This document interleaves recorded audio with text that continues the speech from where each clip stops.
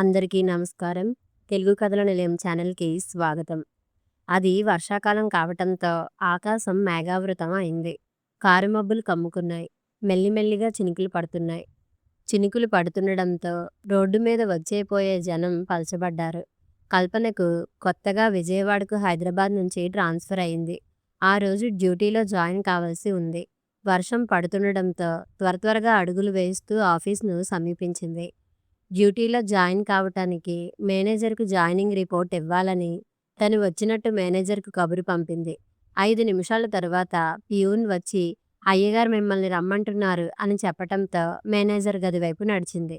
Swing door తెరుచుకుని లోనికి అడుగుపెట్టిన కల్పన షాక్ తిన్నట్లు అలాగే నిలబడిపోయింది. పనిలో నిమగ్నమైన మేనేజరు సుధీర్ తలెత్తి చూశాడు. కల్పనను చూసి అతను నిర్ఘాంతపోయాడు.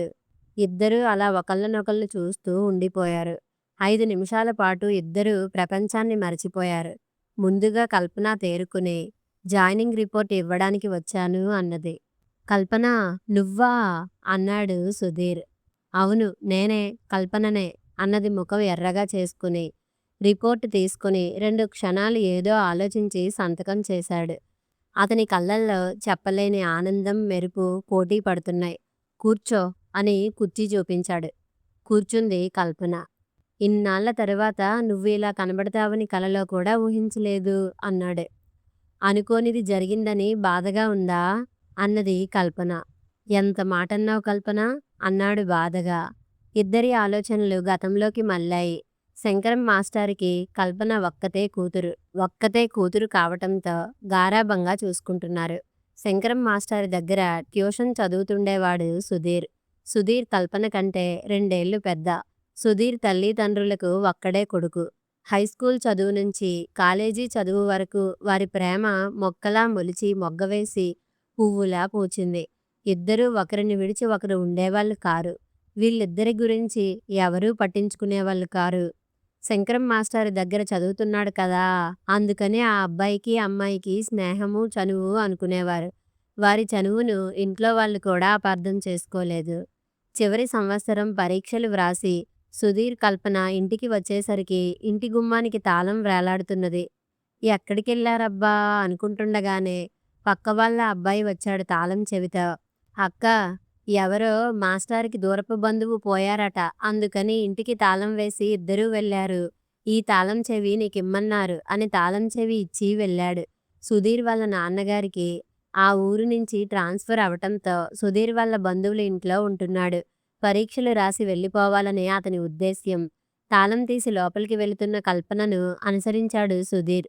కూర్చో సుధీర్, 2 నిమిషాలలో కాఫీ తయారు చేసి తీసుకొస్తాను అన్నది కల్పన. కూర్చొని అక్కడున్న వారపత్రికలను తిరగేస్తున్నాడు. కాఫీ తయారు చేసి ఇద్దరికీ చెరో కప్పులో పోసి తీసుకువచ్చింది. సుధీర్కి ఒక కప్పు ఇచ్చి తన కప్పు తీసుకుని కాఫీ సిప్ చేస్తూ కూర్చున్నది. మనం దూరం అవుతున్నాం, అలా మౌనముద్రలో ఉంటావేం, కబుర్లు చెప్పు అన్నాడు సుధీర్ కప్పు క్రింద పెడుతూ. నువ్వు ఈరోజు సాయంత్రమే కదా వెళ్ళేది అంది కాఫీ కప్పును ఖాళీ చేస్తూ. అవును, ఏమిటో బాధగా ఉంది కదూ అన్నాడు. ఇన్నాళ్ళు ఒక్కరోజు కూడా ఒకళ్ళను చూడకుండా ఒకళ్ళం ఉండలేదు అంది బాధగా. నిన్ను వదిలి వెళ్ళాలంటే నాకు ప్రాణాన్ని ఇక్కడ వదిలి వెళ్తున్నట్లుగా ఉంది అన్నాడు. కళ్ళల్లో నీళ్లు తిరిగాయి కల్పనకు. సుధీర్ చూస్తాడేమోనని కప్పులు తీసుకుని లోపలికి వెళ్ళింది. 5 నిమిషాలైనా బయటికి రాలేదని సుధీర్ లోపలికి వెళ్ళాడు. గోడ కానుకుని కళ్ళు తుడుచుకుంటున్నది కల్పన. ఏడవకు కల్పన, నన్ను నవ్వుతూ పంపు. మా నాన్నగారితో మన విషయం చెప్పి రేపు ఈ పాటికి తిరిగి వస్తాను అన్నాడు. ప్రామిస్ అని చేయి చాపింది కల్పన. ప్రామిస్ అని చేతిలో చేయి వేశాడు. నేనంటే నమ్మకం లేదా అని అక్కున చేర్చుకున్నాడు. అతనిలో మగతనం అతన్ని రెచ్చగొట్టింది. ఒకరికి తెలియకుండా ఒకరు స్వర్గలోకాల్లో విహరిస్తూ ఉన్నారు. వారు ఈ లోకంలోకి వచ్చేటప్పటికి అంతా అయిపోయింది. వర్తమానంలోకి వచ్చిన కల్పన ముఖానికి చేతులు అడ్డం పెట్టుకుని ఏడుస్తున్నది. ఏడవకు కల్పన, మనం త్వరలోనే పెళ్లి చేసుకుందాం. మా నాన్నగారితో చెప్పి ముహూర్తాలు పెట్టిస్తాను. త్వరగా రా సుధీర్, నీకోసం 1000 కళ్ళతో ఎదురుచూస్తుంటాను అని అతనిని సాగనంపింది కల్పన. అంతే, ఆ రోజు అలా వెళ్ళిన మనిషి ఈ రోజున ఇలా కనబడుతున్నాడు అనుకుంది అక్కసుగా. ఈ లోకంలోకి వచ్చిన కల్పన వెళ్ళొస్తానండి అంటూ లేచింది. అండీ ఏమిటి కొత్తగా అన్నాడు. ఇది ఆఫీస్. మీరు మేనేజర్. నేను క్లర్క్. అంతవరకే మన మధ్య ఉన్నది అని బయటికి వచ్చేసింది. ఆమె వెళ్ళిన వైపే చూస్తుండిపోయాడు సుధీర్. సీట్లో కూర్చున్న కల్పనకు పని చేయబుద్ధి కాలేదు. ఆలోచనలతో బుర్ర వేడెక్కిపోతున్నది. తలనొప్పిగా కూడా అనిపించింది. ప్యూన్ని పిలిచి కాఫీ తెప్పించుకుని టాబ్లెట్ వేసుకుని కాఫీ తాగింది. ఆఫీస్లో ఉండబుద్ధి కాలేదు. అయినా తప్పదు. వెళ్తానని అతనిని అడగటానికి అభిమానం అడ్డువచ్చింది. ఎలాగో ఆ రోజు పని అయిందనిపించి 5 గంటలు కాగానే ఆఫీస్ నుంచి బయటపడింది. కల్పనను పిలవమని ప్యూనికి చెప్పాడు సుధీర్. వెళ్ళిపోయారయ్యా అని చెప్పాడు ప్యూను. కల్పన ఇంటికి వెళ్ళగానే శక్తిలేని దానిలా మంచం మీద వాలిపోయింది. తల్లి దగ్గరగా వచ్చి నుదుటి మీద చెయ్యి వేసింది. చల్లగానే ఉంది అనుకుంది. ఏంటే అలా ఉన్నావు నీరసంగా అంది తల్లి అనసూయమ్మ. ఏం లేదమ్మా అంది. ఏం లేదంటావేమిటి? ఎన్నో లంకనాలు చేసిన దానిలా ఉన్నావు. ఆఫీస్లో ఏమన్నా గొడవ జరిగిందా అంది ఆవిడ. కాస్త కాఫీ ఇయ్యమ్మా చెప్తాను గాని అంది. అనసూయమ్మ కాఫీ తెచ్చేటప్పటికి ముఖం కడుక్కొచ్చింది. కాస్త రిలీఫ్ అనిపించింది. కాఫీ తాగి అసలు విషయం చెప్పింది. ఈరోజు ఆఫీస్లో ఆ ప్రబుద్ధుడున్నాడు. నాకు పై ఆఫీసరు అంది కోపంగా. అక్కడే ఉన్న తండ్రి శంకరం మాస్టారు. ఎవరే అన్నాడు. సుధీర్ నాన్న అంది. సుధీర్ ఎవరు అన్నాడాయన 10 ఏళ్ల నాటి సంగతి గుర్తులేక.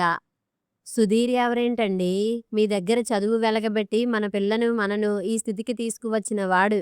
మన బ్రతుకులు ఇలా కావటానికి కారకుడు అంది ఆవిడ ముక్కుపుటాలెగరేస్తూ కోపంగా. కూతురు జీవితం అడవిగాచిన వెన్నెలలాగా అయిందని ఆవిడ బాధ. వాడా అన్నాడాయన గుర్తు తెచ్చుకొని. ఏమన్నా అన్నాడమ్మా అడిగాడాయన. నన్ను చూసి నిర్ఘాంతపోయాడు. నోట మాట రాలేదు అని.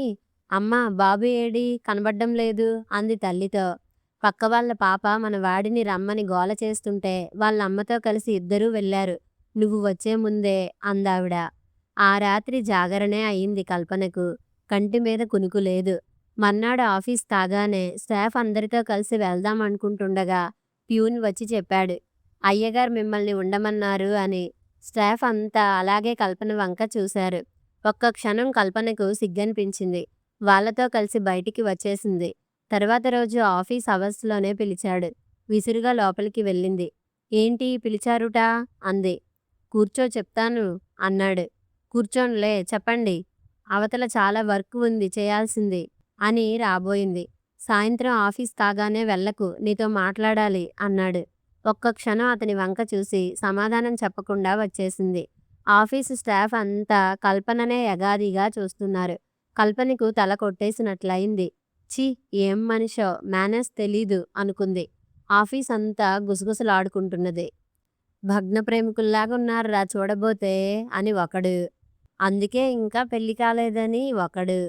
పోనీలేరా ఇప్పటికైనా మంచివాడు దొరికాడని ఒకడు. వాళ్ళ జోకులకు వాళ్ళే నవ్వుకుంటున్నారు. విని విని చివరకు మీకు అక్కలు చెల్లెళ్ళు లేరా? వాళ్ళు నాలాంటి స్థితిలో ఉంటే మీకు ఆ బాధ తెలుస్తుంది అంది ధైర్యంగా. ఆఫీసు స్టాఫ్ అంతా చేష్టలుడిగి చూస్తున్నారు. సిగ్గుతో తలదించుకున్నారు. చూడండి బ్రదర్స్, ఏ ఆడదాన్నైనా అందులో నాలాంటి ఆడదాని మీద సానుభూతి చూపించండి. మీ చెల్లెలులాగా భావించండి. అపనిందలు వేయకండి అని చేతులు జోడించింది. ఆ తర్వాత ఎవరి పనులలో వాళ్ళు పడిపోయారు. ఆఫీస్ టైం కాగానే కల్పన సుధీర్ రూంలోకి వెళ్ళింది. మీరు పొద్దస్తమానం పిలవటం, నలుగురు నానా రకాలుగా అనుకోవడం నాకు చాలా చిరాగ్గా ఉంది. పిల్లికి చెలగాటం ఎలుకకు ప్రాణ సంకటంగా ఉంది. నా మానాన నేను బ్రతుకుతుంటే మీకెందుకంత పగ నా మీద అని విసురుగా యువతలకు రాబోయింది. చేయి పట్టుకుని ఆపాడు. చేయి విదిలించుకుంది కల్పన. అలా హోటల్కి వెళ్ళి కాఫీ తాగుదాం రా కల్పన అన్నాడు. నాకక్కర్లేదు. కావాలంటే నువ్వెళ్ళి తాగు అంది. ప్లీజ్ ఈ ఒక్కసారి ఇంక నీతో మాట్లాడను. ఇంకెప్పుడూ రమ్మని కూడా పిలవను అని ప్రాధేయపడ్డాడు. సుధీర్ని అనుసరించక తప్పలేదు కల్పనకు. ఫ్యామిలీ రూంలోకి వెళ్ళారు. కాఫీ ఆర్డర్ ఇచ్చాడు. కాఫీ వచ్చింది. కాఫీ సిప్ చేస్తూ కల్పన వంక తదేకంగా చూస్తున్నాడు. కల్పన అనీజీగా ఫీల్ అయింది. చిరాకుగా కూడా అనిపించింది. మీ నాన్నగారు అమ్మగారు అంతా బాగున్నారా? ఆ అంతా బాగానే ఉన్నారు. మీ దయవల్ల అంది వ్యంగ్యంగా. నేను మోసగాడిగా దుర్మార్గుడిగా కనపడుతున్నాను కదూ నీకు? కనబడేదేముంది జరిగింది అదేగా అంది ఎటో చూస్తూ. ఏదో గుర్తుకు వచ్చిన దానిలా ఇక వెళతాను అని లేచింది. నీతో చాలా విషయాలు మాట్లాడాలి. జరిగినవన్నీ చెప్తే గాని నాకు మనశ్శాంతి ఉండదు అని కల్పన భుజాలు పట్టుకొని కూర్చోబెట్టాడు కుర్చీలో. నేను లేటుగా వెళితే మా బాబు ఏడుస్తాడు. తొందరగా వెళ్ళాలి. ఇంకోసారి మాట్లాడుకోవచ్చు అంది. నీకు ఇప్పుడే చెప్పాలి. నీకు బాబు ఉన్నాడా? అవును అంది. నీకు మ్యారేజ్ అయిందా? ఏమీ సమాధానం చెప్పలేదు కల్పన. జాయినింగ్ రిపోర్ట్‌లో మిస్ కల్పన అని ఉంది. నేను మిస్ కల్పననే. పెళ్లి కాలేదు కాబట్టి మిస్‌ను.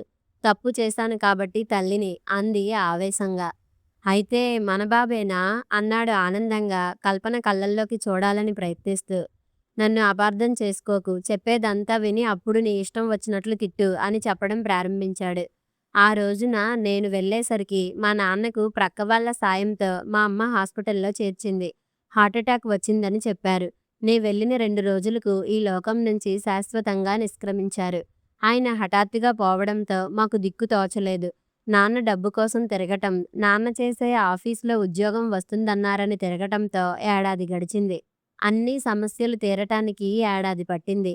ఉద్యోగం రాగానే మీ ఇంటికి వచ్చాను. మీరు అక్కడ లేరు. ఎక్కడికెళ్లారని అడిగాను. తెలీదన్నారు.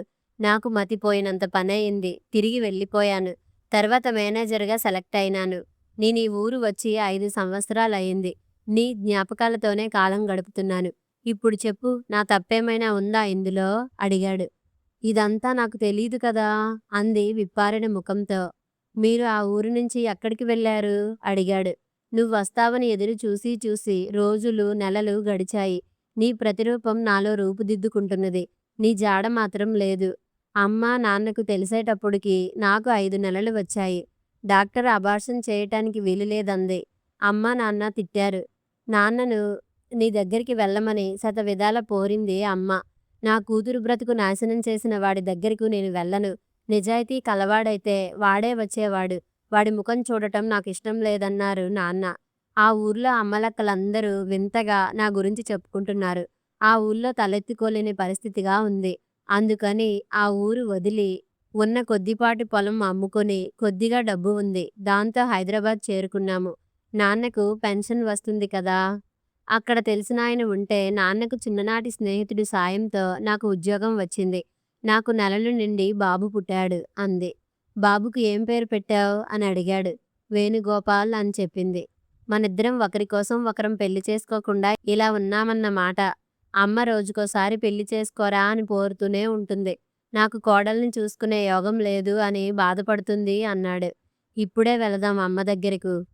తర్వాత వస్తాలే సుధీర్ అంది. అమ్మయ్య! ఇప్పటికి నీ నోటి వెంట సుధీర్ అని వచ్చింది అని అన్నాడు. ఇప్పుడే వెళ్ళాలి. ఇప్పటికైనా ఆలస్యం చాలు పద అన్నాడు అధికారంగా. సుధీర్ వాళ్ళింటికి వెళ్ళేటప్పటికి ఆవిడ వాకిట్లోనే ఉన్నారు. ఎవర్రా ఆ అమ్మాయి? అంది. నీకు కోడల్ని తెచ్చానమ్మా అని జరిగిన సంగతంతా చెప్పాడు. మరి బాబును తీసుకురాలేదేం? అంది. మేము ఆఫీస్ నుంచి ఇటే వస్తున్నాం అన్నాడు సుధీర్. మా ఇంటికి కూడా వెళదాం అని కల్పన వాళ్ళింటికి చేరుకున్నారు. అమ్మా, నాన్న, సుధీర్ వచ్చాడు అని కేకేసింది. వాళ్ళను నన్ను క్షమించండి మాస్టారు అన్నాడు. అని తన కథంతా చెప్పాడు. లే నాయనా, నీవు ఉద్దేశ్యపూర్వకంగా చేసింది కాదు. విధిని ఎవరాపగలరు అని అన్నారు మాస్టారు. అనసూయమ్మ గారు సంతోషించింది. ఒరేయ్ వేణు, ఈయనెవరో తెలుసా అని సుధీర్ వైపు వేలు చూపింది.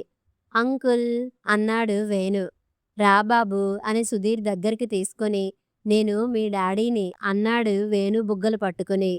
ఇప్పటికైనా కూతురి జీవితంలో తిరిగి వసంతం వచ్చినందుకు కంటి వెంట ఆనంద బాష్పాలు రాల్చారు ఆ ముసలి దంపతులు. కల్పన సుధీర్ను చూస్తుంటే కన్నుల పండగగా ఉంది వాళ్లకు.